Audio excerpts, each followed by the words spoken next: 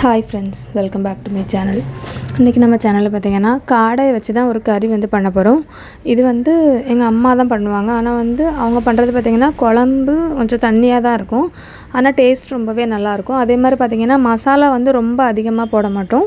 கம்மியான அளவு தான் இதில் யூஸ் பண்ணியிருப்போம். ஆனால் டேஸ்ட் ரொம்பவே நல்லாயிருக்கும். இப்போ எப்படி பண்ணலான்னு சொல்லிட்டு பார்க்கலாம். ஃபஸ்ட்டு ஒரு 1/2 கிலோ அளவுக்கு காடையை எடுத்துடுங்க. நல்லா க்ளீன் பண்ணி எடுத்துடுங்க. கொஞ்சம் பெரிய பீஸாகவே இருக்கட்டும். இப்போ நல்லா க்ளீன் பண்ணி எடுத்ததுக்கப்புறம் குக்கரில் எடுத்துடுங்க. குக்கரில் எடுத்துகிட்டு பார்த்திங்கன்னா இதில் நம்ம ஒரு 1/2 டீஸ்பூன் அளவுக்கு மஞ்சள் பொடி போடணும். இது ஒரு விசில் தான் நம்ம அடித்து எடுக்க போகிறோம். ஃபஸ்ட்டு மஞ்சள் பொடி போட்டுவிடுங்க. இது கூடவே பார்த்திங்கன்னா இதுக்கு தேவையான அளவு சால்ட்டு போட்டுவிடுங்க. ரெண்டாவது நம்ம கறி வைக்கும்போது நம்ம உப்பு போட்டுவிடுவோம். இப்போ அதுக்கப்புறம் பார்த்திங்கன்னா 1 டீஸ்பூன் அளவுக்கு வத்தல் பொடி இதையும் போட்டுட்டு இது கூடவே பார்த்திங்கன்னா ஒரு கப் அளவுக்கு தண்ணி ஊற்றிட்டு லைட்டாக மிக்ஸ் பண்ணிவிட்டு ஒரு விசில் அடித்து எடுத்துடுங்க. நீங்கள் டேரெக்டாக போட்டு குக் பண்ணுறதா இருந்தால் அப்படியே கூட போட்டுக்கிடலாம். இப்படி இல்லைனா இது கொஞ்சம் ஈஸியாக இருக்கும். அதுக்காக தான் இப்போ ஒரு விசில் அடித்து எடுத்தாச்சு. இது அப்படியே இருக்கட்டும். இப்போ இதுக்கு மசாலா அரைச்சிக்கிடலாம். ஒரு மிக்ஸி ஜார் எடுத்துடுங்க. இதில் பார்த்திங்கன்னா ஒரு சின்ன இஞ்சி அளவுக்கு இஞ்சி, ஒரு 2 பல் பூண்டு, அப்புறம் ஒரு 2 கப் அளவுக்கு தேங்காய். ஃபஸ்ட்டு தண்ணி எதுவுமே ஊற்றாமல் லைட்டாக அரைச்சிக்கிடலாம். அதுக்கப்புறம் நம்ம ஒரு 1/2 கப் அளவுக்கு தண்ணி ஊற்றிட்டு திரும்ப நம்மள பேஸ்ட் மாதிரி அரைச்சி எடுத்துக்கலாம். இதுக்கு நம்ம இஞ்சி பூண்டையுமே அதே மாதிரி தான் நம்ம எண்ணெயில் தான் போட்டு வதக்கணும் இல்லை. இந்த மாதிரி தான் பண்ணுவாங்க. இந்த மாதிரி பண்ணும்போது அந்த டேஸ்ட்டு கொஞ்சம் வித்தியாசமாக இருக்கும். நம்ம வதக்கி பண்ணும்போது அது கொஞ்சம் வித்தியாசமாக இருக்கும். இப்போ அரைச்சி வச்சாச்சு. இது அப்படியே இருக்கட்டும். இப்போ அடுப்பில் ஒரு பாத்திரம் வச்சுட்டு இதில் ஒரு 3 டேபிள் ஸ்பூன் அளவுக்கு எண்ணெய் ஊற்றிடுங்க. எண்ணெய் ஊற்றிட்டு பார்த்திங்கன்னா இதில் ஒரு பெரிய உள்ளி, அதுக்கப்புறம் 30 சின்ன உள்ளி பொடியாக கட் பண்ணி வச்சுருக்கேன். 2 சேர்த்து கட் பண்ணி வச்சதையும் போட்டுவிடுங்க. போட்டுட்டு இது கூடவே பார்த்திங்கன்னா 2 பச்சை மிளகா அதையும் போட்டு நல்லா வதக்கிடலாம். நல்லா கொஞ்சம் கலர் சேஞ்ச் ஆகிற அளவுக்கு நம்ம வதக்கிடலாம். கூடவே கருவேப்பிலை போட்டு விடலாம். இப்போ போட்டு நல்லா வதக்கியாச்சு. வதக்குனதுக்கப்புறம் பார்த்திங்கன்னா இதில் நம்ம தக்காளி ஆட் பண்ணிடலாம். தக்காளி பார்த்திங்கன்னா ஒரு தக்காளி தான். அதையும் போட்டு லைட்டாக வதக்கிடலாம்.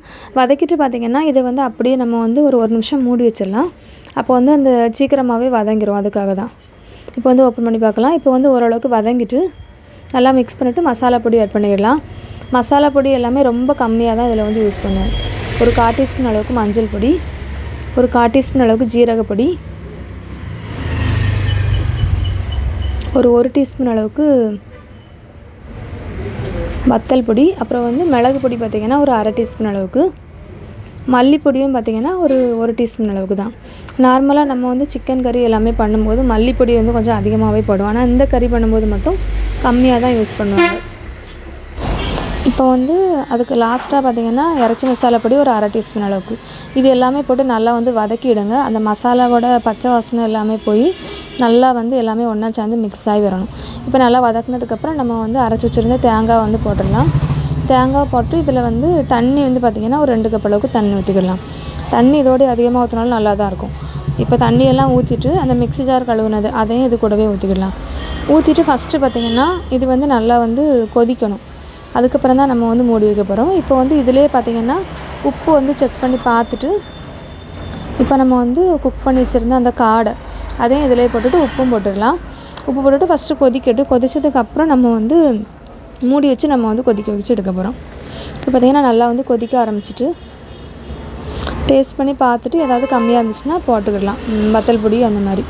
இப்போ நல்லா கொதிச்சாச்சு. கொதிச்சதுக்கப்புறம் பார்த்திங்கன்னா இதை மூடி வச்சுட்டு பார்த்திங்கன்னா ஒரு மீடியம் ஃப்ளேம்லேயே ஒரு 10 நிமிஷம் மட்டும் நல்லா கொதிக்க வச்சு எடுத்துடுங்க. இப்போ நம்ம ஆஃப் பண்ணி எடுத்துகிட்டு லாஸ்ட்டாக பார்த்திங்கன்னா இதில் மல்லிக்கீரை மட்டும் போட்டுக்கிடலாம். இப்போ போட்டுட்டு நம்ம அடுப்பை ஆஃப் பண்ணி எடுத்துடலாம். சூப்பராக இருக்கும். இது பார்த்திங்கன்னா வெள்ளை சோறுக்கு தான் இது ரொம்பவே நல்லாயிருக்கும். ஏன்னா கண்டிப்பாக நீங்களும் காடை வாங்கினீங்கன்னா இந்த மாதிரி ட்ரை பண்ணி பாருங்கள். வீடியோ பிடிச்சிருந்தா லைக் பண்ணுங்கள், ஷேர் பண்ணுங்கள், கமெண்ட் பண்ணுங்கள், சப்ஸ்கிரைப் பண்ணுங்கள். தேங்க்ஸ் ஃபார் வாட்சிங்.